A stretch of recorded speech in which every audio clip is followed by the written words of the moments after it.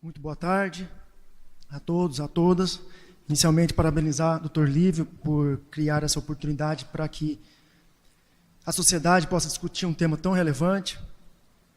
Parabéns ao Dr. Lívio e também parabéns a todos os cidadãos e cidadãs que estão aqui hoje, deixaram seu descanso de fim de semana com a família para virem aqui debater, discutir e aprender um pouco mais sobre combate à corrupção, sobre ética, para discutir, para enriquecer e fortalecer esse aí, um pensamento positivo de combate à corrupção que tem que existir na sociedade.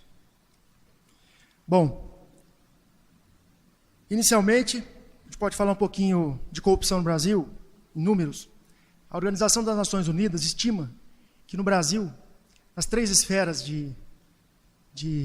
da federação, município, estado e união, são desviados por ano, com corrupção, mais de 200 bilhões de reais. Isso são números da Organização das Nações Unidas. Bilhões. Bilhões. Para se ter uma ideia, com esse dinheiro dava para triplicar o orçamento da saúde, o que é aplicado por ano na saúde no Brasil, quintuplicar o investimento em segurança pública nos estados e triplicar o orçamento da educação no país. Não, tá bom. Vejam que, falando de Operação Lava Jato, e a gente vai falar bastante dela porque ela levou o Ministério Público a sugerir à sociedade as 10 medidas contra a corrupção, até hoje, a Operação Lava Jato já formulou mais de 10 denúncias à Justiça, mais de 103 pessoas já foram denunciadas em razão da Operação Lava Jato, e até agora já foram recuperados 750 milhões de reais voluntariamente, em razão dos acordos de delação premiada, aos cofres públicos. A Petrobras, ela já reconheceu que o valor de propina pago por ela, em razão dos fatos descobertos na Operação Lava Jato, passa de 6 bilhões de reais. Isso é o valor reconhecido pela vítima imediata, que é a Petrobras, e que, logicamente, a vítima imediata é a população brasileira.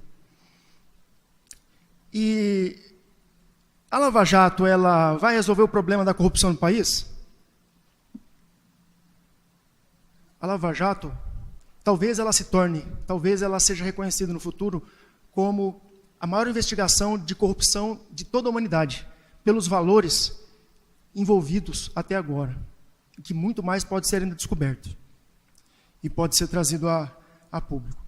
Mas a Lava Jato, o que acontece com o que está sendo desvendado na Operação Lava Jato, a gente já assistiu em vários outros escândalos que foram investigados pelos órgãos de persecução do nosso país. Então, o Dr. Rombi já tinha dito aqui, sanguessuga, lama asfáltica, e outros vários, né, mensalão. Todos esses casos são tumores que são enfrentados no combate diário, principalmente pelas instituições de persecução penal, polícias, Ministério Público e Judiciário. Esses órgãos, especialmente após 1988, tiveram garantias, prerrogativas necessárias para esse enfrentamento que hoje a gente assiste no Brasil da corrupção.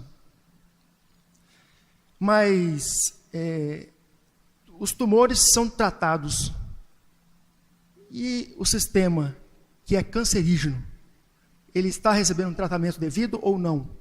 Ou vai acabar a Lava Jato daqui 1, 2, 3 anos, com excelentes resultados, que esperamos, e daqui a 5, 6 anos, a gente vai ter um outro escândalo de corrupção, no município, no estado, no Brasil.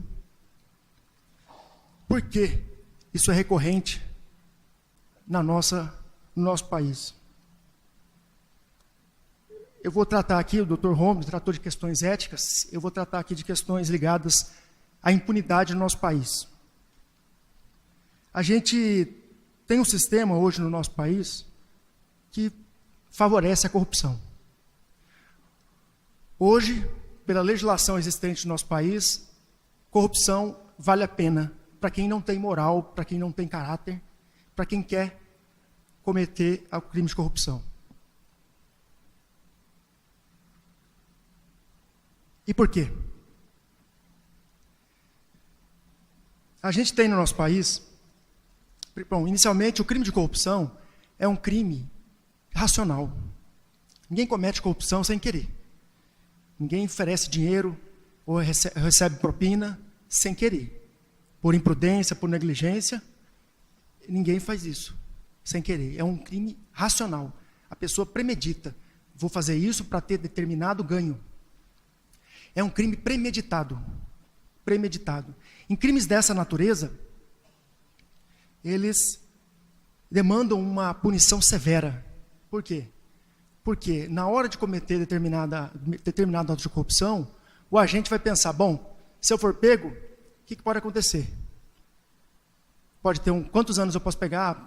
Tantos anos. Bom, eu vou receber tanto, aí vou ter um benefício da lei, vou recorrer até onde eu puder e pode dar prescrição, depois pode ter um indulto. Vale a pena. Vou cometer o ato de corrupção. Os grandes centros de estudo sobre corrupção, a gente pode citar dois aqui nos Estados Unidos, que é a Universidade de Yale e a Universidade de Harvard, que tem núcleos de estudo da corrupção. Eles têm esse norte, de que a corrupção, por ser racional, merece também um combate racional. Firme. Porque no caso da corrupção, o agente sempre vai pensar o que eu ganho, o que eu posso perder para cometer um ato de corrupção.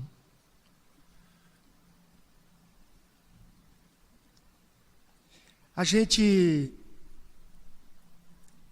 tem alguns casos no mundo de bem-sucedidos de combate à corrupção. Um caso bem famoso é o caso de Hong Kong. Hong Kong, por décadas, foi um dos lugares considerados que havia mais corrupção no mundo. E com base em um vigoroso projeto nacional de combate à corrupção, hoje Hong Kong é ranqueado, no ranking da Transparência Internacional, como o 17º lugar mais honesto em matéria de corrupção de toda a humanidade. Então, muitas dessas propostas que a gente aqui vai conversar sobre combate à corrupção foram trazidas dessa experiência exitosa de Hong Kong. Com relação ao caso Lava Jato, os resultados são importantes, mas poderiam ser melhor ainda se a gente tivesse um arcabouço legislativo forte, rigoroso, de combate à corrupção. Mas a Lava Jato serviu para sensibilizar toda a nação da importância de se aumentar o rigor do combate à corrupção, e não só por meio de legislação, mas também o rigor do dia a dia. As pessoas se conscientizando cada vez mais de que é o dinheiro delas que está indo pelo ralo para o bolso de alguns poucos.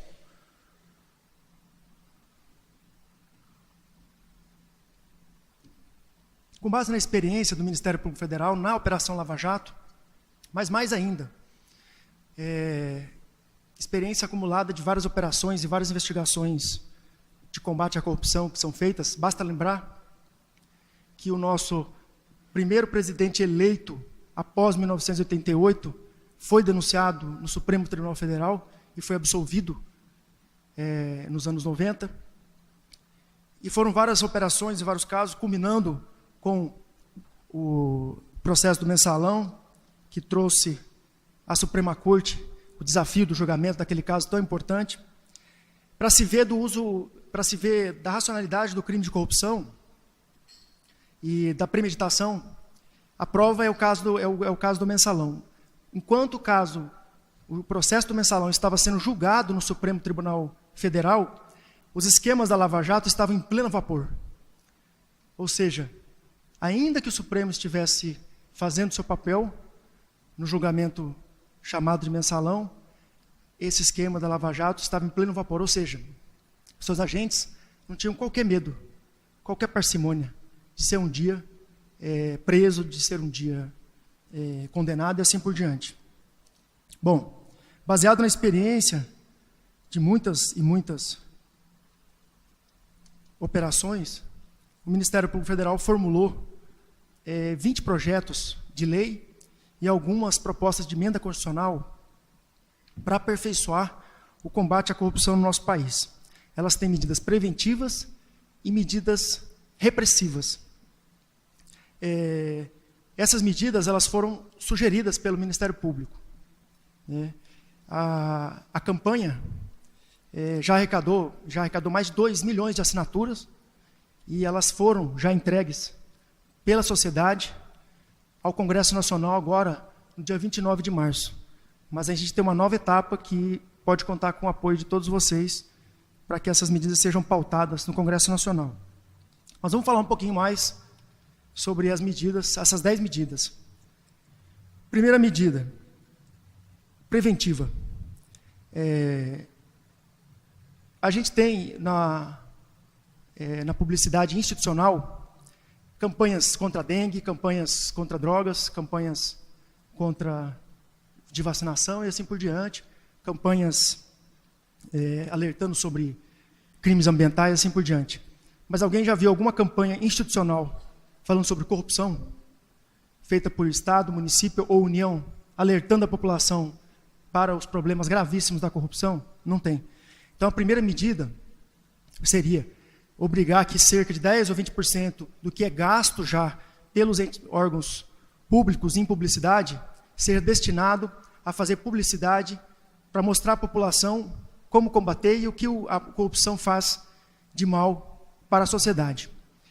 Isso pode ser uma medida simples, mas ela gera muito resultado. Por quê? Porque a gente tem que ter, como cidadão, a intolerância que nós temos com crime de tráfico de drogas, com crime de homicídio, com crime de furto, com crime de roubo. Essa mesma indignação que a gente tem com esses crimes, essa mesma indignação, ou até maior, a gente tem que ter com os crimes de corrupção. A tolerância tem que ser até maior. Por quê? Porque aquela pessoa que desvia dinheiro da saúde, da educação, ela mata a atacado. Aquele que pratica homicídio na esquina, mata no varejo. Também comete um fato gravíssimo. Mas o político, o agente público que desvia dinheiro da saúde e educação, está matando aos poucos a nação como um todo. Então a população tem que ter consciência de que corrupção afeta diretamente a sua vida. Corrupção afeta diretamente a sua qualidade de vida. Corrupção afeta diretamente os sonhos de cada um, de ter um país melhor. Mas não é só essa medida preventiva. Uma medida recomendada pela Organização das Nações Unidas é o teste de integridade. Como é que funciona isso? Hoje, eu quero saber se um agente público é corrupto. Eu não sou corrupto. Vou lá na repartição pública e ofereço dinheiro. Se a pessoa aceita, eu não posso prender ela. Por quê? O doutor Holmes sabe. Isso, pela jurisprudência, trata-se de flagrante preparado. Então, como desde o início aquilo era uma simulação, a jurisprudência, a doutrina entendem que não pode haver a culpa do agente público que se sentiu enganado. Essa medida, ela permitiria isso. E por quê? Em relação apenas ao agente público? A gente tem que ter consciência que os agentes públicos, todos, sem distinção, nomeados, eleitos, concursados, todos, eles têm uma responsabilidade especial com relação ao trato da coisa pública. Por quê? Porque eles têm consciência, são pagos pelo dinheiro público, porque eles receberam da sociedade a incumbência de proteger a coisa pública e de se pautar pela ética, pela honestidade. Então, quando se faz um teste de integridade, não se está a querer prejudicar a pessoa, mas sim a proteger todo o sistema de combate à corrupção. Então, essa é uma das medidas preventivas. Então, a gente poder, com base numa investigação, levar à demissão de um servidor público, se ele, por um acaso, receber ou aceitar qualquer vantagem ou praticar um ato de corrupção. Mesmo que tudo seja uma simulação para encontrar e retirar do serviço público essas maçãs podres.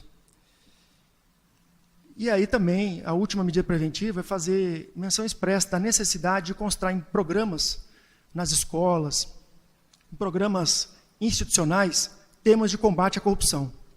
Vejam que o evento aqui hoje vem totalmente ao encontro dessa primeira medida, que é de orientar a população sobre os malefícios da corrupção.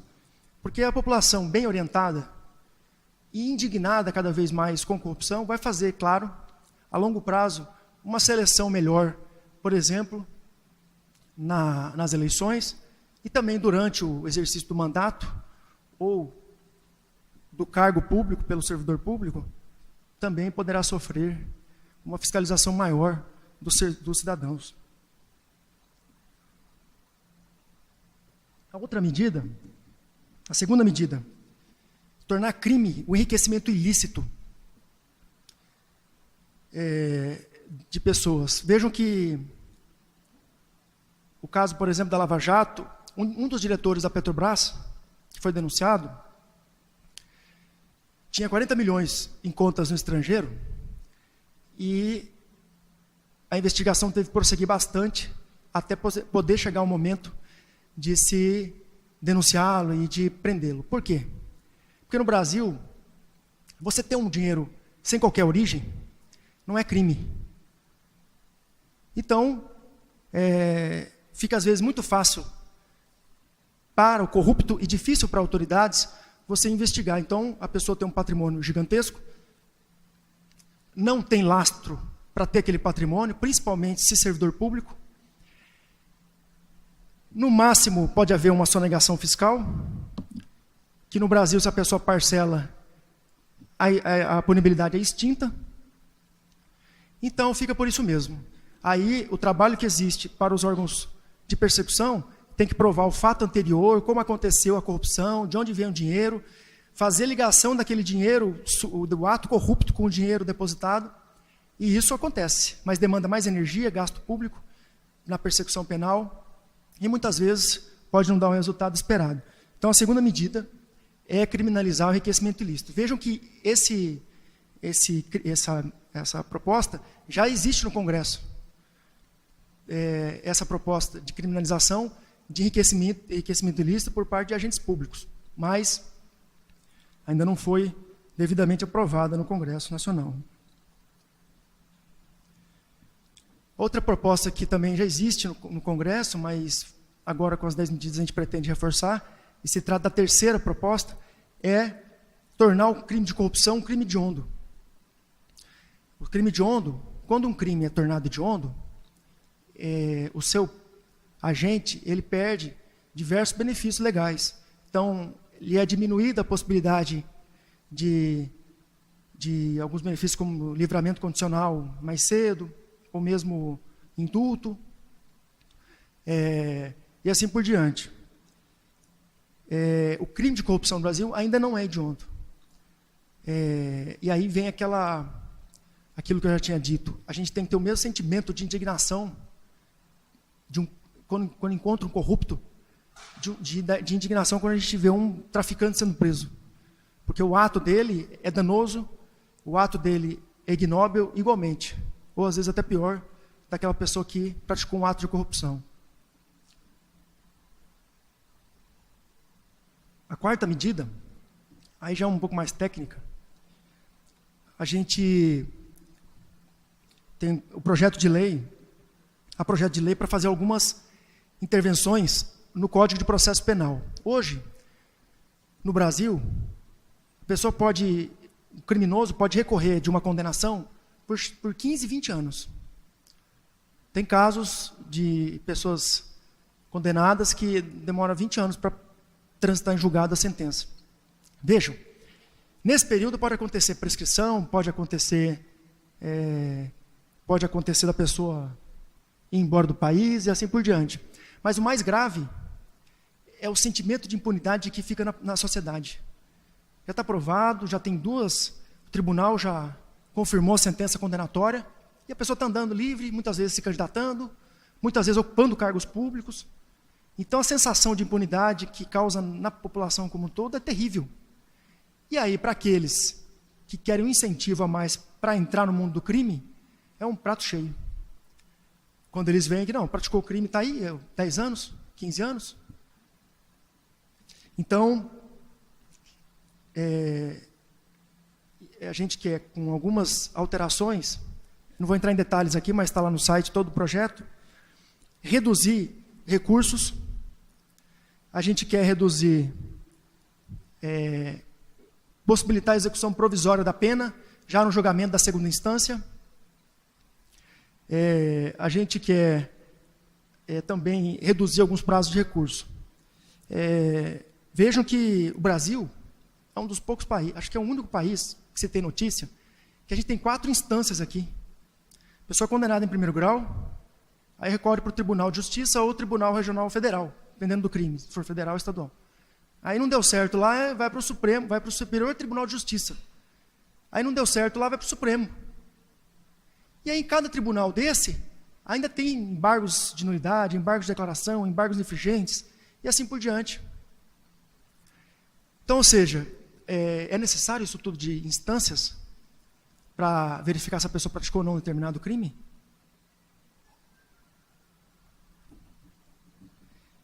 E aí a pessoa fica aí solta durante muitos anos e aí causa esse sentimento horrível de impunidade na população.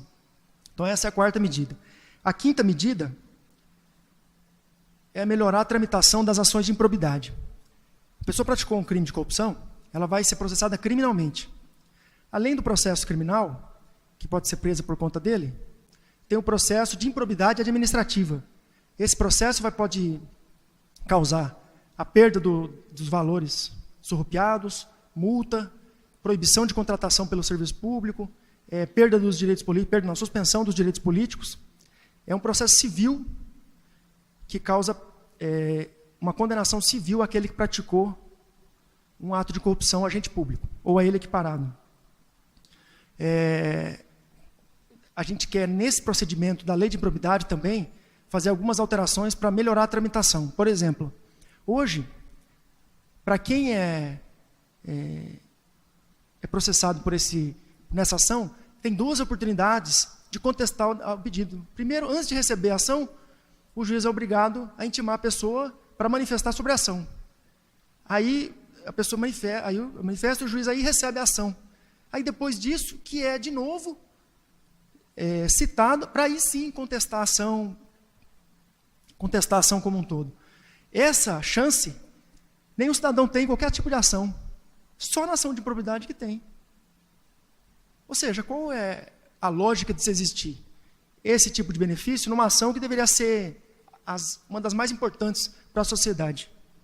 Então, uma das nossas sugestões é acabar, por exemplo, com essa possibilidade de dupla defesa inicial. Também a gente sugere no projeto a criação de câmaras especializadas nos tribunais para julgamento de casos de corrupção e também juízos especializados de combate à corrupção. A 6ª medida, com relação à prescrição. Infelizmente, o Brasil, e foi uma construção doutrinária, jurisprudencial, legal, é farto de prescrições. É prescrição executória, é prescrição retroativa, é prescrição intercorrente, é prescrição isso, é prescrição aquilo.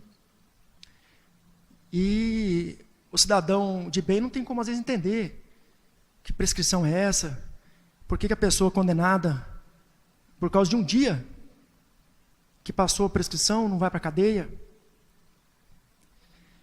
A prescrição tem que existir, gente. A prescrição é a possibilidade de limitar o poder do Estado de processar uma pessoa pela prática de um crime. Mas ela pode ser aumentada em alguns casos, pode ter mais causas de interrupção, ou seja, pode ter possibilidade de aumentar ela sempre que possível. E é isso que essa 6ª medida propõe, né? Um aumento dos prazos da prescrição, dependendo da situação, para evitar, infelizmente, que muitas vezes acontece de a pessoa ser condenada e não cumprir a pena, e muitas vezes a prescrição, dependendo da forma, leva inclusive à liberação de todos os bens que foram, porventura, sequestrados em razão da prática do ato de corrupção. Bom, a 7ª medida é com relação a nulidades. O processo penal brasileiro é repleto de nulidade de toda forma, né? E muitas vezes nem se questiona se aquela nulidade pode, de alguma forma, atrapalhar o cerne do processo. Às vezes ela é periférica, às vezes ela não causou prejuízo à defesa do réu, e mesmo assim é levado em conta, e às vezes um processo inteiro é levado à inutilidade por conta de um preciosismo. O que nós defendemos em algumas medidas, na 7ª medida, é preservar as nulidades, mas não ao ponto de que elas possam interferir no cerne do processo, que é a busca de realizar a justiça condenando aquela pessoa que praticou um crime. A 8ª medida é tornar crime o famoso caixa 2, que é dinheiro não contabilizado. Essa 8ª medida é uma das mais importantes. É criminalizar o caixa 2 e responsabilizar os partidos políticos pelo caixa 2 que eles fazem. Hoje, só pode ser processado e é responsabilizado pessoas que participam daquele caixa 2. Quem recebe ou quem ajuda a encher o caixa 2 de dinheiro. E os partidos, infelizmente, não são atingidos por nenhuma responsabilidade em relação ao caixa 2. O caixa 2 foi um dos principais objetos do processo do mensalão, agora o Lava Jato. E os partidos políticos que estavam envolvidos nele, não aconteceu nada. Absolutamente nada. Então, essa 8ª medida é para chamar os partidos políticos à responsabilidade pelo uso de dinheiro escuso, pelo uso de dinheiro que é proibido pela legislação eleitoral, seja em campanhas eleitorais, seja para manter apoios políticos, e assim por diante. Hoje, o caixa 2 é uma irregularidade grave na legislação eleitoral. Provado que durante a eleição houve o caixa 2, ou seja, o uso de dinheiro não contabilizado, o candidato eleito pode perder o mandato. E essa só é a consequência. Claro que há outros crimes envolvidos no caixa 2. Por exemplo, se o dinheiro que foi para o caixa 2 é fruto de crime, pode ser de corrupção, pode ser de tráfico de drogas, assim por diante, aí pode se tratar de um crime de lavagem de dinheiro. Mas vejam que é muito complicado. Você vai ter que primeiro provar que houve lá o crime de tráfico, aí a prática do ato de lavagem que chegou no caixa 2 para aquele candidato, para eleger aquele candidato. Então, assim, criminalizando o caixa 2 como crime independente e também responsabilizando também os partidos políticos, a gente acredita que pode dar uma importante contribuição para o combate à corrupção no nosso país. A 9ª medida é aumentar uma hipótese para a possibilidade de prisão preventiva. Tornar a possibilidade de ser decretada uma prisão preventiva para assegurar o ressarcimento ao Estado do dinheiro desviado pelo político ou pelo agente público. Essa hipótese, ela existe por quê? Porque muitas vezes a pessoa já está até presa e aquele dinheiro surrupiado está sendo utilizado para pagamento de advogado, para sustentar o esquema, para fazer o famoso cala-boca de testemunhas e assim por diante. Então, essa prisão, hoje a gente tem prisão já para assegurar a lei penal, a aplicação da lei penal, se a pessoa quer fugir, tem prisão para assegurar, tem prisão preventiva para assegurar por conveniência da instrução criminal, para evitar que a pessoa ameace a testemunha e assim por diante. Mas a gente não tem uma hipótese de prisão preventiva para assegurar o ressarcimento integral ao erário do dinheiro desviado. Essa é uma importante medida que também poderia, no processo, trazer de volta recursos públicos desviados. E a última medida, a 10ª medida, é uma ação civil, a criação no nosso ordenamento de uma ação civil para distinção de domínio de bens adquiridos com atos de corrupção. Como que acontece hoje? A pessoa praticou um ato de corrupção, comprou uma fazenda, e aí ela foi presa e está sendo processada por lavagem de dinheiro e pelo crime de corrupção. Suponhamos que a pessoa morra, venha a óbito. Automaticamente, se ela ainda não foi condenada, vai extinguir a punibilidade dessa pessoa. E o que acontece com a fazenda? Vai para os herdeiros. O Estado fica impossibilitado de resgatar, por mais que esteja provado que aquele bem foi adquirido com recursos de crime de corrupção. Então vejam que essas 10 medidas, eu resumi elas aqui na medida do possível, elas, sem dúvida nenhuma, com a experiência que o Ministério Público Federal tem de combate à corrupção, nesse caso todos, elas podem contribuir para o combate à corrupção no país. E como a gente pode apoiar essas medidas? Inicialmente, o Ministério Público Federal ofereceu à sociedade sugestões para que ela para combate à corrupção, porque a gente era demandado. As pessoas perguntavam, mas é assim? Como é que é assim? Mas como pode acontecer isso na lei? Vocês não fazem nada? E a lei tem que mudar, a lei tem que mudar. E aí a gente decidiu, o Ministério Público Federal, principalmente os colegas que trabalham na Operação Lava Jato, de sugerir alterações legislativas. A primeira fase dessa campanha se encerrou agora no dia 29. Foram coletadas 2 milhões de assinaturas. É o suficiente para se entrar no Congresso Nacional com um projeto de lei de iniciativa popular. Já está no Congresso Nacional. Todas essas propostas. Está parado lá. E qual é o papel agora do cidadão? Entrando no site, analisando as medidas, concordando com as medidas, pressionem seus representantes para que essas medidas sejam pautadas no Congresso Nacional, sejam discutidas. Alterações podem existir na sua tramitação, no debate com a sociedade, pelo Congresso Nacional, mas ao menos sejam pautadas e sejam efetivamente discutidas. E aí sim o cidadão pode dar uma contribuição relevante, perguntando ao seu representante se é contra ou a favor da medida, perguntando aos seus representantes se vai votar contra ou a favor, o que está fazendo para que essas medidas sejam analisadas pelo Congresso Nacional, se é contra, se tem outra medida melhor, para tentar aperfeiçoar o sistema de combate à corrupção no nosso país. As pesquisas que têm sido feitas,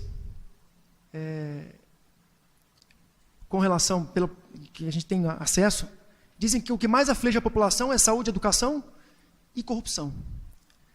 Várias pesquisas que já foram feitas com relação ao que a população espera, por exemplo, do Ministério Público, fica muito claro que boa parte, a maioria, quer combate à corrupção como prioridade do Ministério Público, por exemplo. Então a gente enxerga que corrupção é hoje o que mais os cidadãos, as cidadãs de bem desse país querem que mude, querem que acabe, querem que seja combatido. E muitas vezes a gente não vê essa mesma pauta nas casas legislativas. Então a prioridade da população tem que ser a prioridade das casas legislativas. Se a população entende que a prioridade é combate à corrupção, então acho que também tem que ser uma pauta de todas as casas legislativas. Mas cabe à população pressionar os seus representantes para que essas medidas possam se tornar realidade, melhor, para que a gente possa combater melhor a corrupção. E quando eu falo a gente, todos os órgãos de persecução, Ministério Público, polícias, Poder Judiciário, porque senão, gente, daqui a 3, 4 anos nós vamos ver outra Lava Jato. Não importa que partido que esteja no poder. Porque essas práticas, elas infelizmente, estão muito arraigadas no nosso país. Como bem disse aqui o Dr. Rombi, né, livros demonstram que já, infelizmente, sentimento de impunidade, corrupção existe no nosso país de longa data.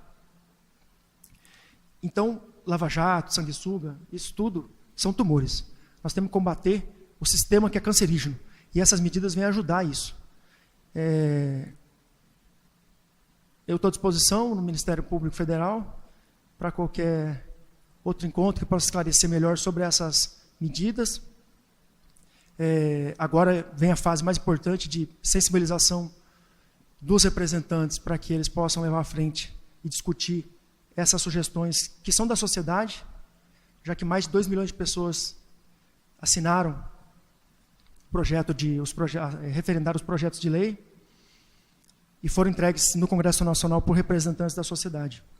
Eu estou à disposição aqui para depois a gente discutir mais. Obrigado pelo espaço, doutor Lívio, e parabéns pelo evento, parabéns a todos que estão aqui. Muito obrigado.